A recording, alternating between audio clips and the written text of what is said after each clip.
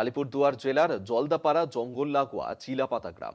কোনো উৎসব, সামাজিক বা সাংস্কৃতিক অনুষ্ঠানের প্রস্তুতি শুরু হলেই ব্যস্ত হয়ে পড়েন রাভা জনজাতির মানুষজন। আধুনিক ডিজিটাল ফ্লেক্সের পরিবর্তে আজও তাঁরা হাতে এঁকে ফ্লেক্স তৈরি করেন। নিজেদের ঐতিহ্য ও সৃজনশীলতাকে বাঁচিয়ে রাখেন এই ফ্লেক্সের মাধ্যমে।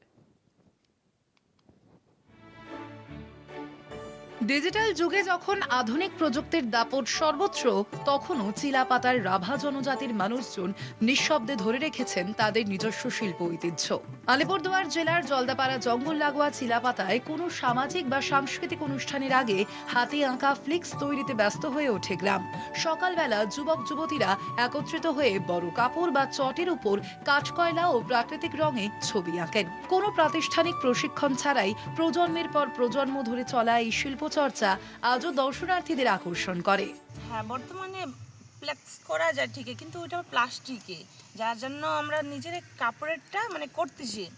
আর এটা শুধু কি বল ব্ল্যাক কালার দিয়ে, আর অন্য কালার নেই।